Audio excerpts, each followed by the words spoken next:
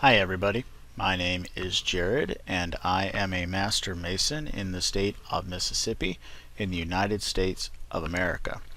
And today's viewer's question has a great lead in. It reads, what stops me is the fraternity part.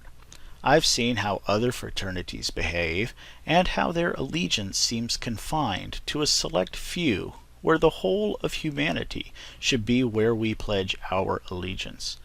Allegiance to ethical behavior, acting based on what's right, confronting immorality when, where, and how it is appropriate, and supporting each other through life's pleasures and struggles simultaneously. I feel to have this confined to a specific order with specific rituals and a specific philosophy seems to miss the mark on humanity in general. Can you help me understand this in reference to the Freemasons' perspective? Well, I can certainly try, though it seems a little daunting to try to speak for the whole world of Freemasonry in lieu of your question here. I want to first start by saying that the installation of lodge officers here in the state of Mississippi is a open event. In other words, it's an open lodge. The general public comes. The brethren that are receiving these honors who have been elected or appointed to different positions in their lodges, their family members come, their friends come and support them and congratulate them in receiving these different positions. So it is an open event. That said, I want to read to you some of the words that are spoken at the very beginning of the installation of lodge officers, and I think it has a little bearing on this, and then I'll add my own thoughts at the end. It reads, "There is no hamlet so insignificant, nor city so great, as to be beyond the influence of the social organizations existing in their midst.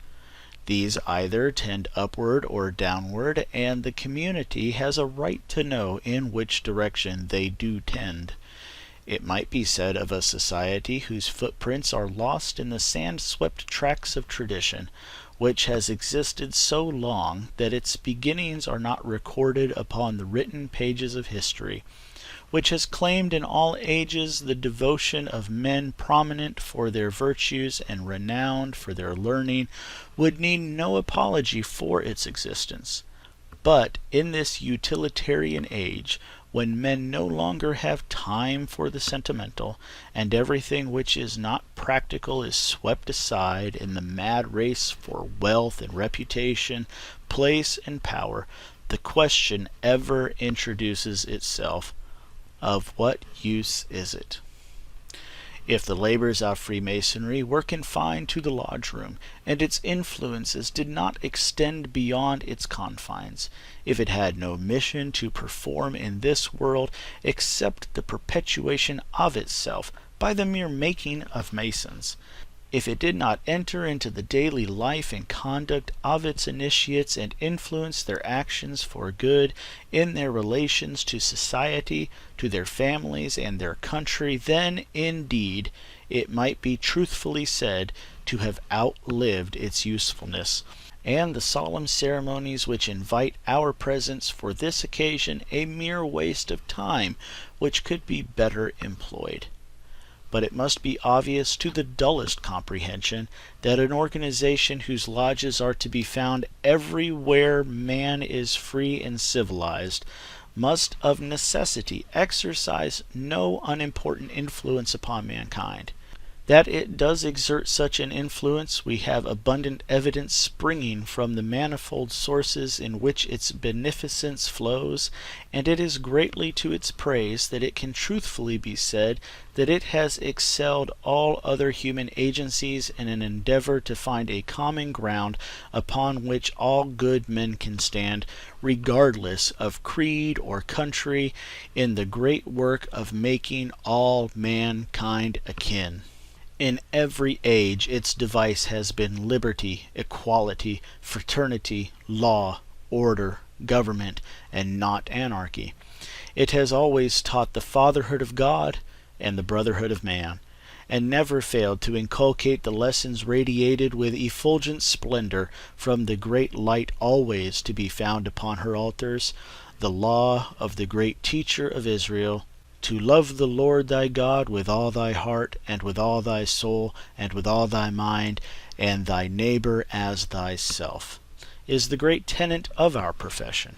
It signifies much, then, in the causes of religion and of good government, of public and private morals, of the amelioration of human woe and suffering, of the cultivation of social amenities and the general well-being of society at large, that there should exist a worldwide organization to teach and propagate doctrines which elevate man and make him a better citizen, which stimulate true patriotism, encourage the liberal arts and sciences, promote the education of the masses, and uphold the dignity and nobility of labor, and, while holding itself aloof from the separate creeds, inculcates all the duties which we owe to God, as being his children, and to men as being their brethren. Well, I understand for the uninitiated, as it were, that is full of big and archaic words and sounds like a lot of pomp and circumstance to many, many folks. Yet, those paragraphs, which, believe it or not, when they're written down are only a couple paragraphs, quite well answer your question, at least to me. Here's how I want to answer the question with my own words, which are much less terrific and probably don't do it all justice. It's easy to say that we should do these things to every single person every single day, and every single person should be doing the same thing to each other. That's easy to say. But obviously humanity hasn't accomplished that in the thousands and thousands of years of our existence. So perhaps there's a need for a more structured approach. And I think what is perhaps missing, if you will, in the long diatribe that I just recited for you, is that it mentions every single thing that you were talking about on how we should be behaving with each other as a race of humans. But it doesn't say in there how we really accomplish it, if you will. And I think the quick and simple answer to that is by holding each other to that standard. So if you're a random stranger on the street and I see you doing something that's quite not right, and I correct you on that, there are immediately 1,000 different things that can happen. Could it be that you've lost so much of your moral base that the next thing you do is shoot me because you did not like what I had to say, and how dare I be the person that corrects you? Are you somebody who can actually take that sort of positive criticism from a complete stranger and be able to say, hey man, you're right, I'm sorry, I didn't mean to do that, and correct your own actions there on the spot? Very few people, I think, would be able to cope with that from a total and complete stranger. However, if you have a society of people who gather together at regular meetings and have common bonds and have gone through similar things through ceremonies that have taught them what are the moral ways that we should be acting with individual people out in the world. It's not all about how to treat another Mason. It's about how to interact with the world, with all of mankind. If you've been through that, then you can see another Master Mason, another Mason at all, be he an entered apprentice or a fellowcraft or a Master Mason or a 33rd degree Scottish Rite Mason, and see him err just the slightest bit. You can go up to him, and now, instead of being a complete stranger, you can say, brother, I know you're a better man than that. What do you think we ought to do about this? And now, with that common ground, we can say, you're right, I apologize, I'm going to fix what just happened. And hopefully the intention here is that by displaying that, because if you go back and watch the video about why I became a Mason, it was because I realized over a period of time that the people who I had absolute trust in, that I knew who were being honest with me, who always spoke to me plainly and weren't being shady or trying to stab me in the back or anything like that, I started to realize that some of them wore Freemason rings, or had perhaps a little thing on their desk that was related to Freemasonry or something along those lines, and it started to clue me in, hey, if those guys are people that I respect, then maybe that's something I want to learn more about.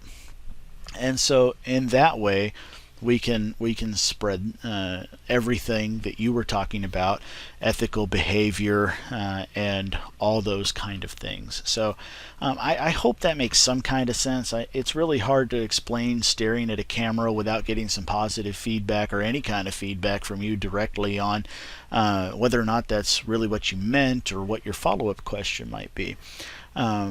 But I hope you can understand at the very basis that concept that there's always going to be a bad apple. Hopefully not always, but there always seems to be a bad apple. And if you go up to them as a complete stranger, then that poses a potential issue. But you can improve society through a brotherhood, through organizations, with the Eastern Star, through a sisterhood, through a church, through your church family, through your own family structure, mom, dad, son, daughter, those family structures.